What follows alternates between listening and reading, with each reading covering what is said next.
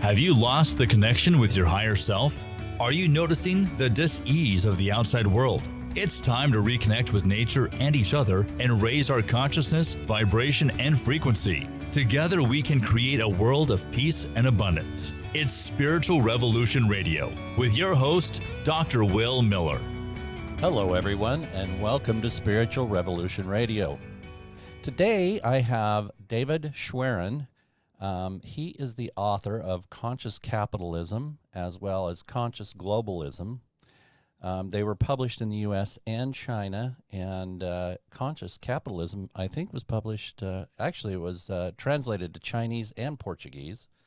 And then his latest book, most recent book, is Know Your Soul and Bring Joy to Your Life. He co-wrote that and has that out available to everyone. And then something else that I just want to bring up about David that everyone should know that I think is interesting. We share a PhD in religion, and he has also his master's in finance as well. So we followed similar paths. My MBA is in business, and I went into religious philosophy, and he followed a path into religious studies and got his PhD in religious studies. So we follow similar paths, and I'm excited to talk to David today and find out some things about him. Kind of the first thing, David, if you could, just kind of give us your story. I mean, you went from finance, and I think 35 years in business with business experience and traveling the world and talking to people all over the world about finance to religious studies. So tell us a little bit about yourself and that transformation, if you would. Well, it's true. I started in business, in the investment field, several decades ago, and was managing portfolios. Had an investment advisory firm for about 25 years, and then I was both getting bored and not enjoying it anymore, as well as getting some guidance that it was time to sell my business and to be honest with you, I didn't know what came next. But just the guidance was to sell my business and be patient, see what happens.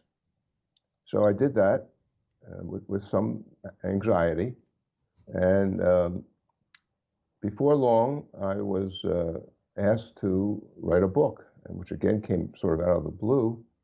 I wasn't expecting that, and took some time thinking through it, and eventually I wrote Conscious Capitalism, which was published in 1998. And about the same time, I was introduced to a person in New York, Diana Munz Chen, who had a channeling school, and I was guided to learn about channeling. So again, I was not terribly enthused about the idea because it required going up to New York every week for a number of weeks, and I didn't know where it would lead, but I did it. And as a result, I've developed a relationship with my guides, my spiritual guides, and a bunch of other spiritual beings, some pretty high up there in the totem pole, I guess you'd say. And for the last 23 years, I've been having monthly conversations, just like you and I are having right now, where I can ask any question I want, and I get very clear and full answers. And it's been a wonderful experience. I've learned an incredible amount, and I just feel very blessed about that. And I guess that's one aspect of the journey. The other one, of course, is the books that I wrote were published, translated into Chinese and published in China as well as Brazil. And as a result of that, I was asked to come to China and lecture. And I've done that many times now. I've given, 50, 60 lectures to politicians and businesses and academics. And it started out with the focus on social responsible business. That's what my first book, Conscious Capitalism, was about. And lo and behold, for some reason it caught on in China, and my book was a bestseller there, and received a lot of publicity. My face and my book was on the outside of a bus in China, the largest bus line, and as a result of promotion by the Communist parties, I spoke to the Communist Party school there, and they liked the ideas that were in the book, and they promoted it, and what is now called corporate social responsibility, or ESG, was originally social responsible business, is widely practiced in China. Not identical to what's practiced here, but gets pretty close in many respects. And it's widely practiced now in China and encouraged by the government. And so that took me a number of trips over there. I've traveled over there 9 times in the last 20 years. And after my second or third trip, I noticed, observed that there was a real spiritual longing in China. And of course, this is not something that is widely encouraged, but that doesn't stop the human being from wanting that connection. So I got the idea while I guess it was my third trip, to try and introduce a spiritual path that I was following called Pathwork to China and see whether or not there was some interest. And so I've been doing that for, again, the last 15 years, I guess. It's been a slog. I first had to find people who had some draw toward that. So it took a lot of exploration, and I met in some groups where it didn't catch on, but there was an interest, and it actually surprised me how much interest there was, even from academia, and as a result, we're in the process of introducing this path to China, and so that's really what I've been doing the last 20 years. The Soul book, which we can talk about now or a little bit later. Let me stop here and let you chime in if you have. Yeah, well, and I do want to come back to your most current book that you co-wrote, and say her name again. You said it a minute ago. Diana Mins Chen. Yeah, and I do want to come back to that, but and obviously you believe in a higher self and spiritual guides, because you just mentioned while you were talking there that you visit with them often. So as I want to hit on that for just a minute and tell us, when did that come out? Was it a part of that shadow work that you started to do, or was it something that came about later through your studies? And at what point did you say, I'm going to have a conversation with my spiritual guides? Well, I didn't go with that intent initially. As I said, I was learning channeling, and I went from some initial lessons about the process, and towards the end of that, I was introduced to the higher self of Diana Min Chen, and we just had a conversation, and it was channeled, obviously, and I wasn't really sure where it would lead, but I was drawn to it, and I was encouraged, and so I've been doing it now. And the conversation is with Diana's higher self, my higher self, my guides. There are several guides I have, including Hermes, who is my main guide, I guess, and Archangel Michael has been a guide for me in the last 5 or 10 years.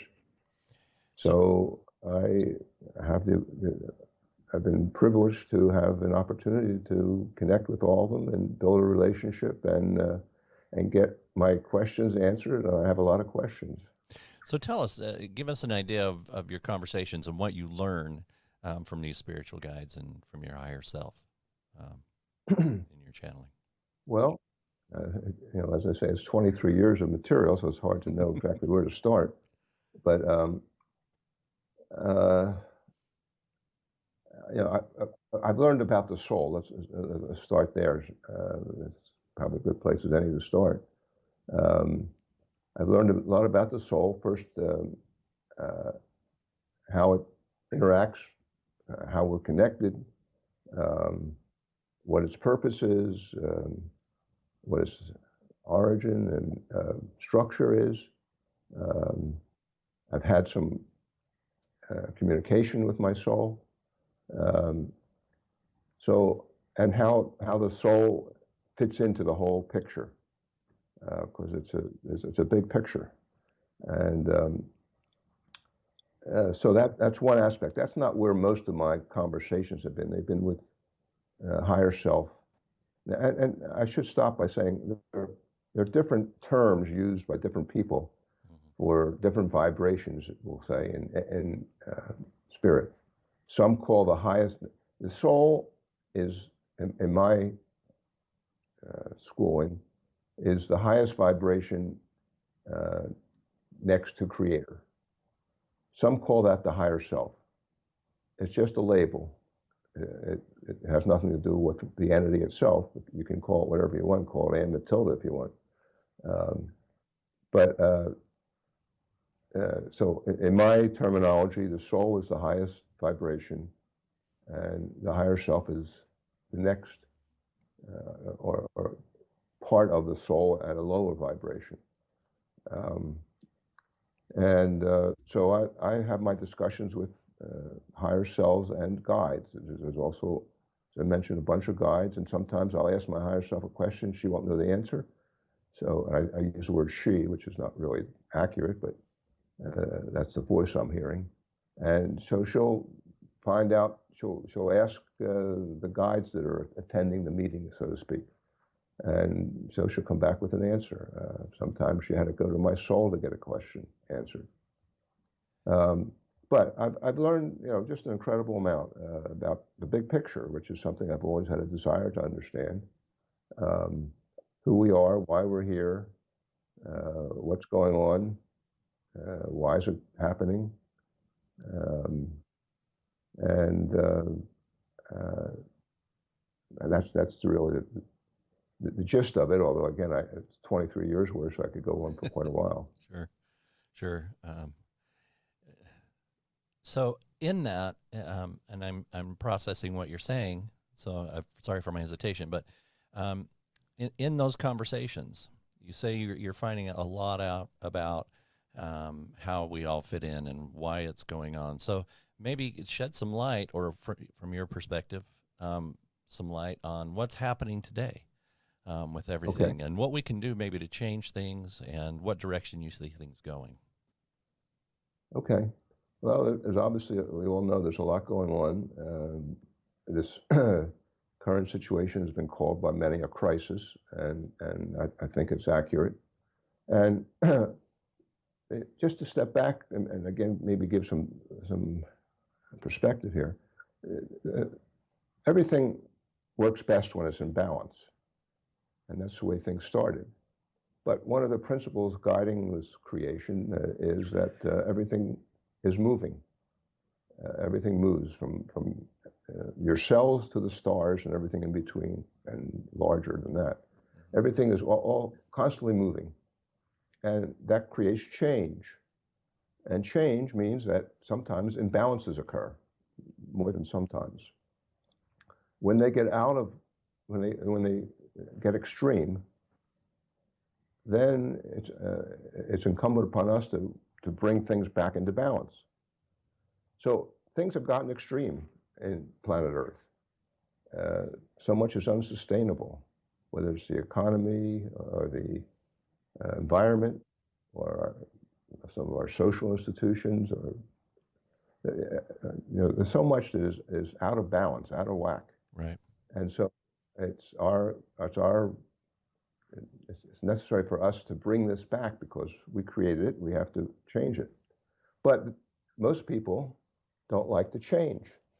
They are fearful of change for a lot of reasons.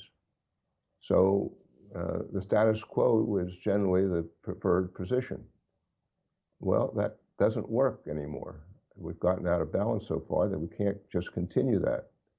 And so each one of us has to do our own work to make the changes personally, as well as on a societal basis, to bring things back into balance. And as I mentioned, that includes the environment, where we exploit rather than nurture nature. It includes climate change is certainly one example there. It includes the gap between the rich and the poor, which has grown so large and is so much of a problem. It includes our financial well-being, where we want what we want, and we want it now, and we go into deep debt to get it, rather than live within our means, and that's unsustainable. So all these things are unsustainable and have to be changed. And how do we do that?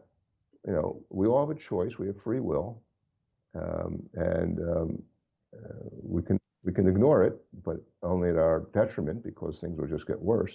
Right. But if we want to, we can make changes in how we treat the environment. We can make sure that, to the extent that we have some ability here, we do have some. The government maybe has more, but we need to balance the rich and the poor gap, the wealth gap. Maybe that means paying higher taxes for some people. Maybe that means taking some other actions that we would hesitate to do if it weren't obvious that it has to be done. We have to cut back and live within our means. Now that's tough to do sometimes when you're going through an economic downturn like now, but there's little things that we can do all along. And so this is just some real rough things, but it all starts individually. We have to change our habits, our beliefs, our negativity. And that's why some of what's happening now is being done by the universe. The universe is orchestrating it, so to speak, to highlight the negativity that we all have within us, because you can't change something unless you're aware of it. Right. And so that's really what's occurring, and that's what we have to look at and grapple with. Would you say it's then that there has to be a certain amount of chaos in order for us to change, because we're so adverse to change? And I say that about probably my generation. I look at younger generation. I look at my daughters and my sons and my grandchildren, and how they're starting to think and become more aware of what's going on. And it seems like they're in more chaos than even, I'm still kind of keeping that status quo, if you will, where they seem to be more in chaos. Would you say that's fair to say? Well, I certainly would agree that a crisis is necessary at this point in order to get us to change. Yeah. And that happens from time to time throughout eons. We get into a position where change is necessary, and a crisis is created to force us to step back and take a look and wake up and look at our beliefs, look at what we've created is what we really want, and some people will resist and not do anything, but you only need a certain number of people who are doing it, a critical mass, right? And I think we can make a change for the better on a large scale. And I feel very positive that is coming. That is starting to happen. More people are becoming aware, and more people are seeing it, and I think that will happen more and more as the next little while goes on. So. The big question is whether we'll change fast enough before we destroy the Earth. I'm not a pessimist. I don't think that's going to happen. We're getting a lot of help from all over the universe to help us to avoid destruction. Yeah. But hopefully we have to be wise enough to make the changes.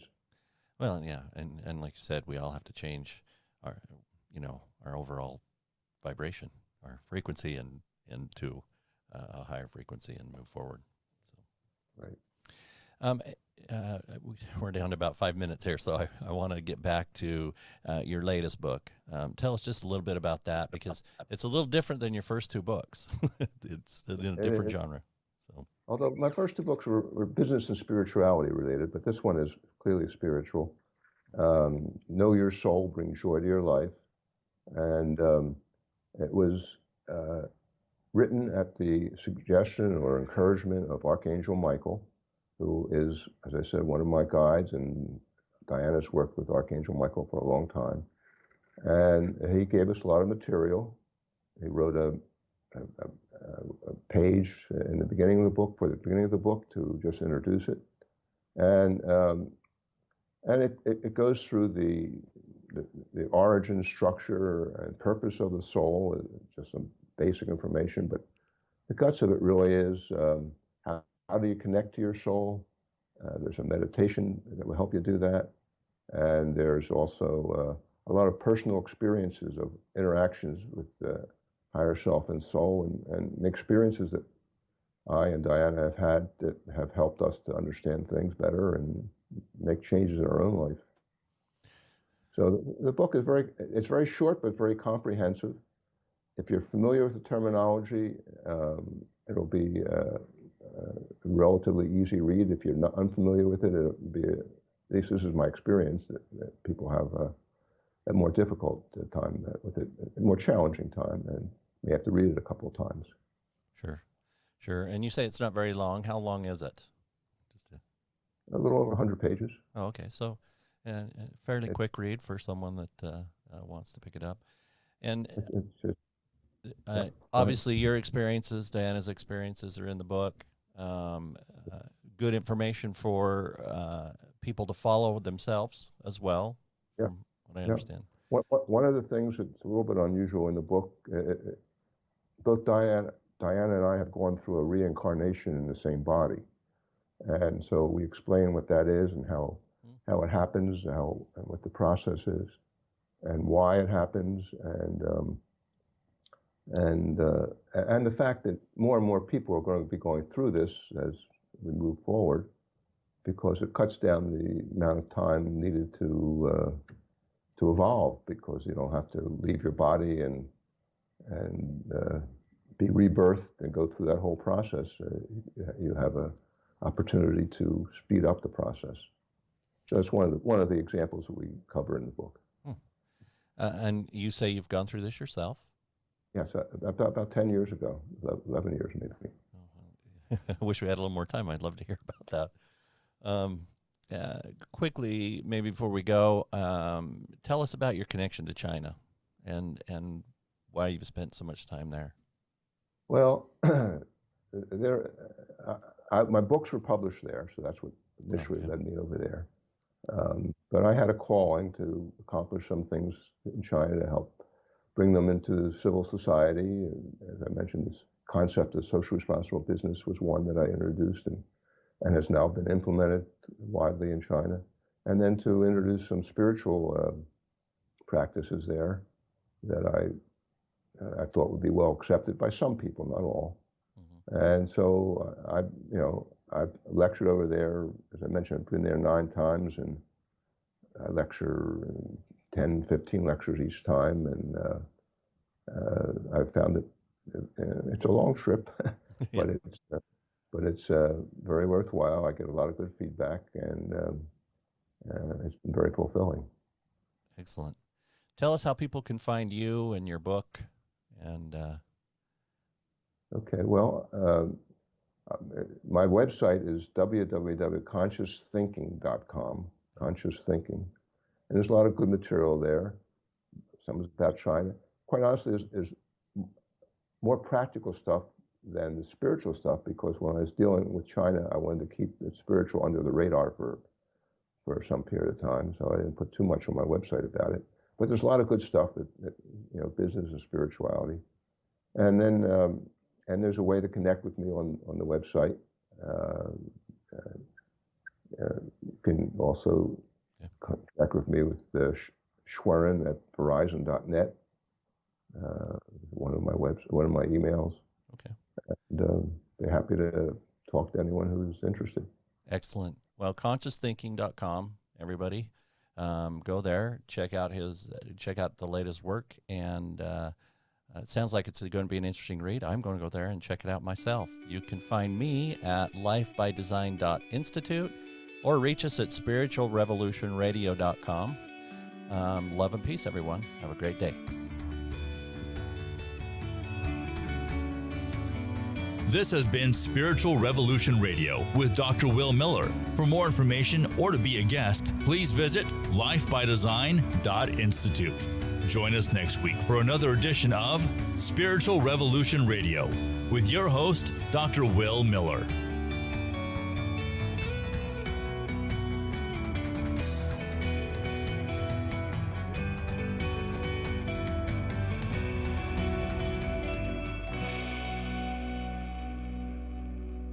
This has been a production from a podcast studio.